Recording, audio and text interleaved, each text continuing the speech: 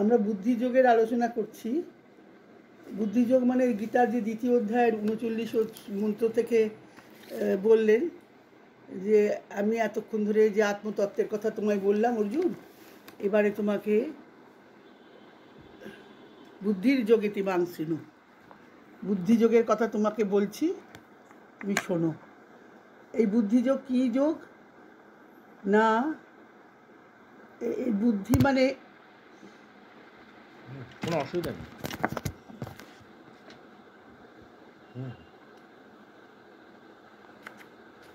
বুদ্ধি মানে কোনো আমাদের জাগতিক বিষয় সম্পর্কে কোনো জাগতিক বিষয় নিয়ে কোনো বুদ্ধির কথা নয়, বুদ্ধি প্রয়োগ করে তার সাফল্য অর্জন করার কথা নয়, সবটাই অন্তর্জীবনের কথা। আমাদের ত্রিগুণময়ী প্রকৃতি আমাদের সর্বদাই তো কামনার মধ্যে আমরা জীবন যাপন করছি। সেই কামনাকে জয় করে, কামনার সংযম করে, কি করে ঊর্ধ্ব শক্তির আলো, জ্ঞান, প্রেম, ভক্তি, কর্ম সবই ভগবানের দিব্য শক্তি, দিব্য প্রেম, দিব্য কর্ম, দিব্য জ্ঞান লাভ করা যায়, সেটাই তো অর্জুনকে তিনি উপদেশ করছেন। তা অর্জুন জানতে চাইলেন যে তুমি যে একবার বলছো কর্ম করো, সেটা পরে বলবেন, আবার বলছো যে বুদ্ধিযোগের দ্বারা তুমি করো, আবার এদিকে বলছো কর্ম করো। তাহলে আমাকে একটা যে কোনো বলো যে জ্ঞান পথে, বুদ্ধিযোগকে মানে বলছে তুমি জ্ঞান পথ ও কর্মপথের থেকে শ্রেষ্ঠ, তাহলে তুমি একবার জ্ঞান পথের কথা বলছো, আবার কর্মপথে থাকার কথাও বলছো, আমাকে নিষ্কাম কর্মের কথা বলছো। তাহলে কোনটা আমি করব সেটা তোমাকে একটা যেটা আমি নিশ্চিতভাবে আমি শ্রেয় লাভ করতে পারি, তুমি সেই কথাটা বলো। সেটা পরে বলেছেন। এখন এই যে আমাদের দ্বিতীয় অধ্যায় সাংখ্যযোগ, যেটা ভগবদ্গীতার, সেখানে যে অর্জুনের প্রশ্ন ছিল যে স্থিতপ্রজ্ঞের কী লক্ষণ, কামনা জয় যিনি করেছেন, যিনি অন্তর থেকে বাসনা ত্যাগ করতে পেরেছেন, তার কি লক্ষণ, তিনি কীরম আচরণ করেন, তিনি কীরম কথা বলেন জানতে চাইলেন।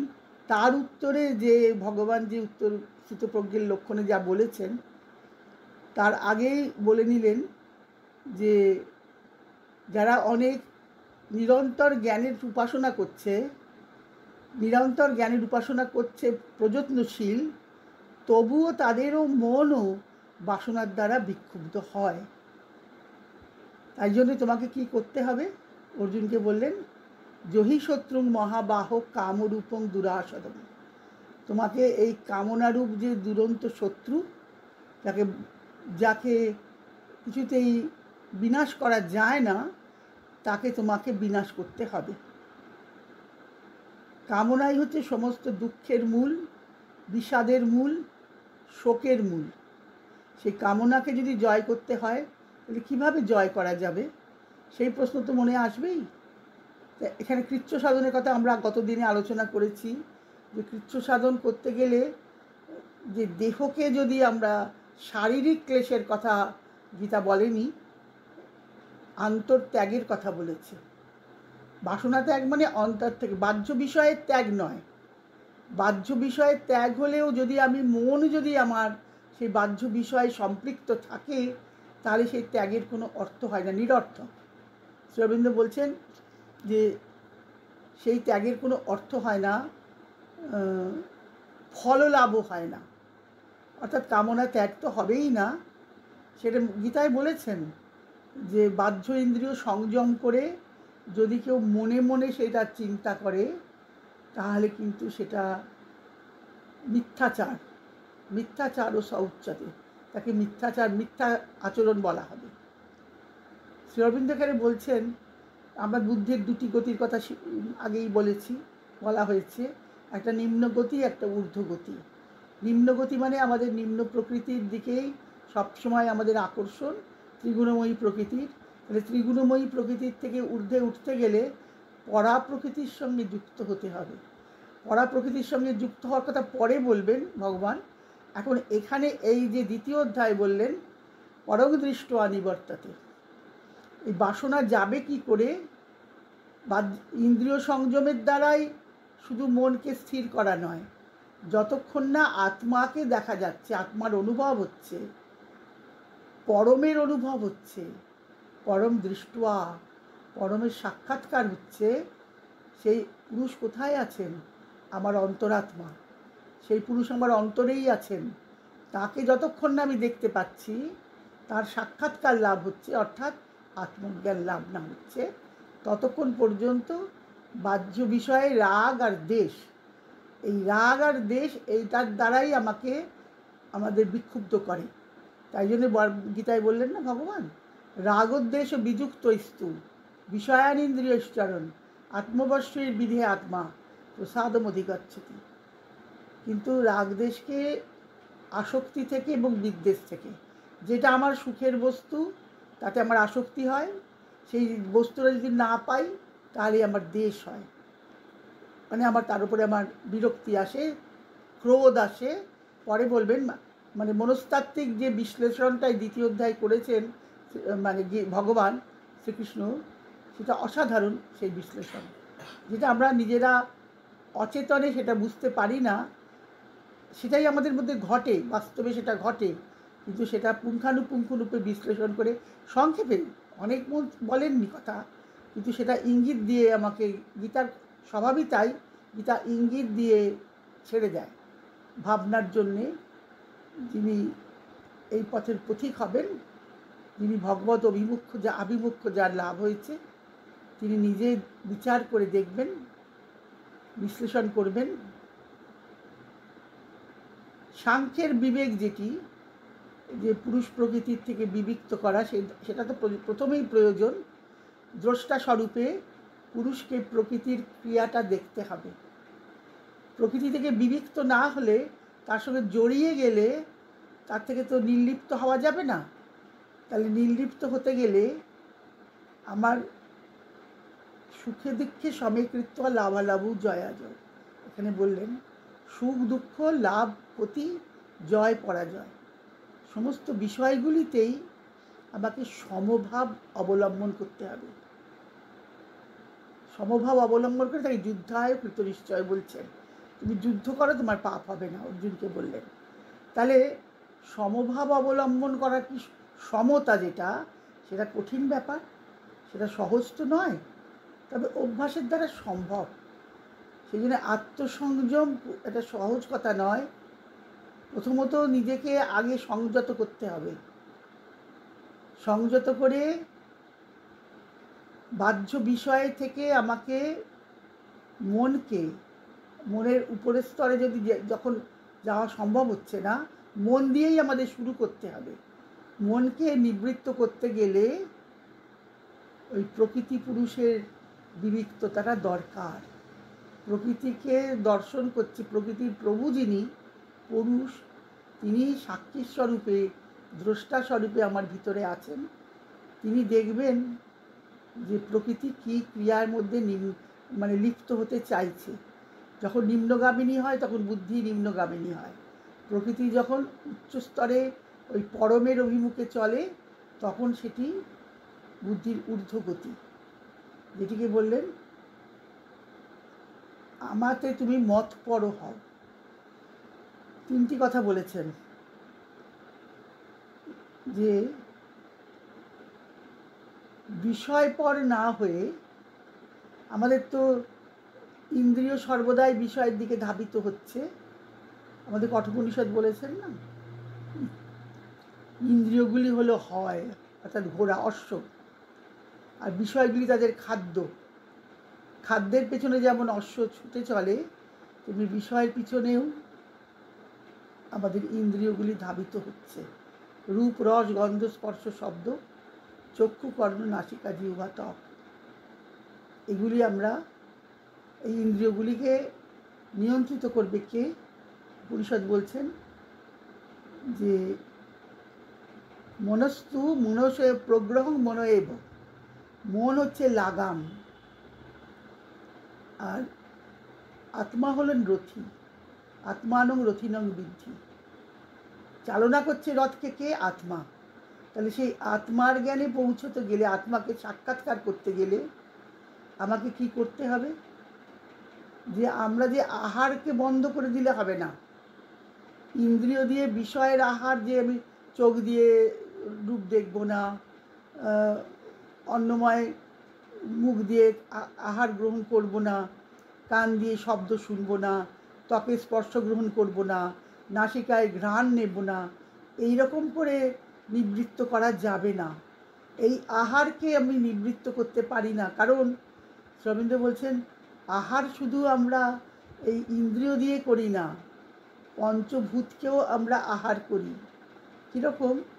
তেজ হচ্ছে দৃষ্টির বিষয়, বায়ু দিয়ে, বায়ু স্পর্শের বিষয়, আমরা রোমকূপ দিয়ে বায়ুর অনুভব করি। জলের অনুভব হয় কি দিয়ে? শরীর দিয়ে, পার্থিব শরীর দিয়ে জলের অনুভব। তো এইরকম আমরা আহার করি, তেজকে আহার করি, বাতাসকে আহার করি। আর যখন মন অচঞ্চল হয়, মন স্থির হয়, একাগ্র হয়, তখন বোম আমাদের মধ্যে নেমে আসে। বোম মানে তো আকাশ, স্মৃতি আপনি মরুদ বোম, তো বোম তখন শরীরে আমাদের মধ্যে নেমে আসে। তাই দেহটাকে অন্নময় পুরুষ যে আমার মধ্যে আছেন, অন্নময়, প্রাণময়, মনোময়, বিজ্ঞানময়, আনন্দময় কোষ, এই কোষে কোষে যে আমাদের ঊর্ধ্বগতি, সেটা কেমন করে হবে? বলছেন যে তোমাকে এটা একটা,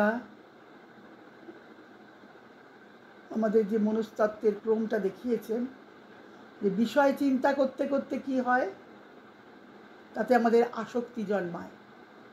ধ্যায়ত বিষয়ান পুরুষ সঙ্গস্তে সুখী জায়তে। এই আসক্তি থেকেই কামনা জন্মায়।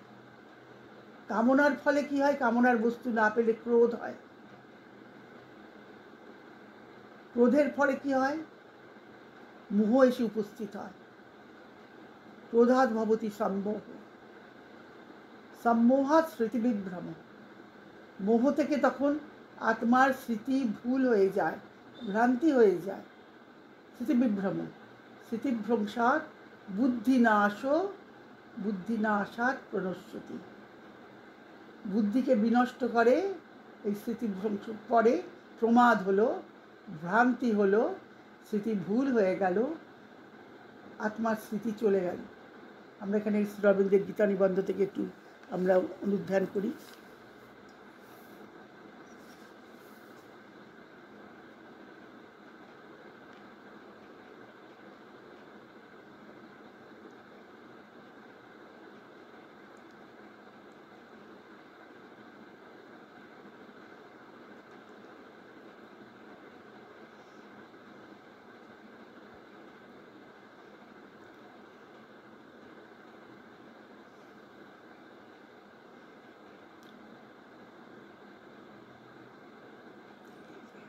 আত্মা পুরুষের দর্শন লাভ করিয়া এবং বুদ্ধিযোগের দ্বারা সমস্ত মন প্রাণ লইয়া তাহার সহিত মিলিত হইয়া অথবা এক হইয়া তাহার মধ্যে বাস করিয়া ইহা সম্ভব হয়। আত্মার মধ্যেই বাস করা, এটা একটা কথা বললেন শ্রী অরবিন্দ। কারণ কেন বাস করব? কারণ সেই একই আত্মা শান্তিময়, আত্মানন্দেই আমরা সন্তুষ্ট হই। যদি একবার আমরা পরম বস্তুকে আমাদের মধ্যে দেখিতে পাই এবং আমাদের মন ও বুদ্ধি তাহাতে নিবিষ্ট করিতে পারি, তাহলে ইন্দ্রিয় ভোগ্য বিষয়ে যে রাগ দেশ, তাহার পরিবর্তে দ্বন্দ্বময়, দ্বন্দ্বশূন্য সেই আত্মানন্দ লাভ করিব। ইহাই মুক্তির প্রকৃত পন্থা। সংসারে থেকেও কীভাবে মুক্তি লাভ করা যায় সে কথা এখানে বলছেন, যে আত্মানন্দেই রাগদেশ থেকে মুক্ত হয়ে একটা দ্বন্দ্বশূন্য শান্তিময় যে অবস্থা আমাদের ভিতরে আসে, তার মধ্যে যদি বাস করতে পারি, তাহলেই আমাদের ওই পরমকে দর্শন হবে, পরম দৃষ্টা নিবর্ততে।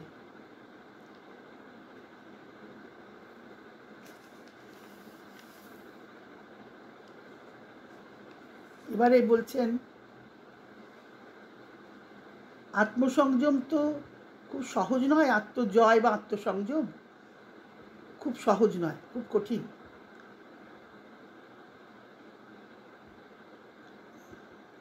কিন্তু আমরা জানি, বলছেন একটা খুব, এখানে একটা বলেছেন, যত আমরা আমাদের শাস্ত্র আত্মসংযমের উপদেশ দিয়েছে, ইন্দ্রিয় সংযমের উপদেশ দিয়েছে, আমরা শুনেছি সেসব, কিন্তু খুব কমই সেটা পালন করা হয়েছে। শুনেও সেটা মনে রাখিনি, এবং সেটা পালন করাটা খুবই কম হয়েছে। উপদেশ অনেক দেওয়া হয়েছে, কিন্তু পালন খুব কমই হয়েছে। কারণ স্বামীজি বলছেন যে উপদেশটাও অসম্পূর্ণভাবে দেওয়া হয়েছে, তাই সেটা আমরা অসম্পূর্ণভাবেই আমরা মানুষেরা সেটা গ্রহণ করেছি। কিন্তু যারা বিবেকী, যারা জ্ঞানী, যারা যত প্রযত্নমান, তারা ইন্দ্রিয় জয় করতে সচেষ্ট, তারাও কিন্তু বুদ্ধিভ্রংশ তাদেরও হয়। ইন্দ্রিয়গুলি তাদের মধ্যেও একটা মনকে বলপূর্বক হরণ করে নেয়, কারণ ইন্দ্রিয়রা খুব বলবান, মনকে তারা হরণ করে নেয়। এখন সেই মনকে সংযত করে কার মধ্যে আমরা নিবদ্ধ করব? তানি সর্বাণি সংযম্য। এইখানে মূল কথাটা বলে 3টি শব্দ দিয়ে, তানি সর্বাণি সংযম্য যুক্ত আসিত মৎপর। মৎপর হতে হবে, আমার সঙ্গে যুক্ত হতে হবে। বশেহি যস্যেন্দ্রিয়াণি তস্য প্রজ্ঞা প্রতিষ্ঠিতা। ইন্দ্রিয়গুলি যার বশীভূত, তিনি প্রকৃত অর্থে জ্ঞানী, তিনি প্রজ্ঞাবান।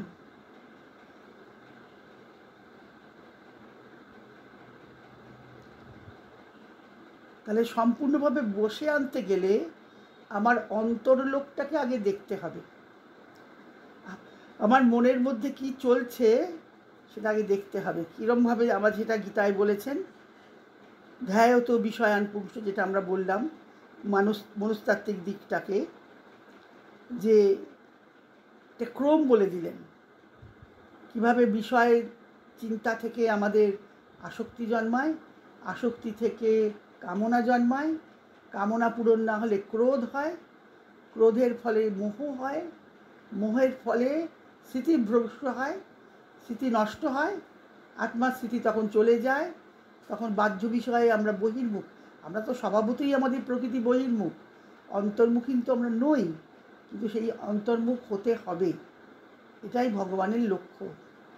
অর্জুন যে বিষাদগ্রস্ত হয়ে যুদ্ধ করব না বলে নিবৃত্ত হচ্ছে, যুদ্ধ থেকে গান্ডীব ফেলে দিয়ে রথের উপর বসে পড়েছিল, তাকে যুদ্ধে প্রবৃত্ত করার জন্যই তো গীতা উপদেশ। এবং সেখানে এই যে নিজের ভেতরটা দেখার জন্যে তাকে 2য় অধ্যায়ে আত্মতত্ত্বের উপদেশ করলেন, আত্মানন্দের কথা বললেন, আত্মসংযম যোগের কথা বললেন, সর্বোপরি স্থিতপ্রজ্ঞের কী লক্ষণ, যার প্রজ্ঞা স্থিতিতে যিনি বাস করেন, স্থিতপ্রজ্ঞে যিনি, অর্থাৎ প্রজ্ঞা যার স্থিত হয়েছে, বিচলিত হয়নি এবং বিভ্রান্ত হয়নি, সে কথাগুলি 2য় অধ্যায় বলেছেন। ক্রোধ থেকে মোহ আসে। হ্যাঁ, মোহ মানে তো আমি বুঝছি একটা, আমাদের এটা মানে তখন আমার মনে হয় এটা কি, হ্যাঁ এটা কী করে পাবো, না কী করে পাবো, তার জন্য আমাদের অসৎ উপায় নিতে হয়। মোহ এসে গেল, আমরা মনটা আমাদের মোহগ্রস্ত হয়ে গেল, ওই মেয়েকে পেতেই হবে, পেতেই হবে। তার জন্যে তার যে এখন যা ঘটছে, এই যে বিয়ে করার জন্য বিয়ে করেই তাকে খুন করে ফেলছে, কেন না সে অন্য ছেলের দিকে তাকিয়েছে। হ্যাঁ, স্মৃতিভ্রংশ হয়ে যাচ্ছে, সে বিচার করতে পারছে না, যে বিশ্বাস করতে পারছে না, মোহ, মোহ থেকে স্মৃতিভ্রংশ, স্মৃতিভ্রংশ, নিজেকে ভুলে যাচ্ছে, তো কি করণীয় কি না করণীয় কিছু মনে থাকছে না। টাকা রোজগার করতে হবে, কিভাবে টাকাটা রোজগার করব, ড্রাগে চলে যাচ্ছে, ড্রাগের ব্যবসাতে চলে যাচ্ছে।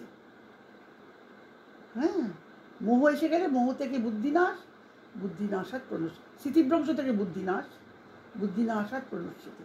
অর্থাৎ বলছে এটা একদিন খুব সুন্দর হচ্ছিল, এইভাবে করেও খুব ভালো হবে।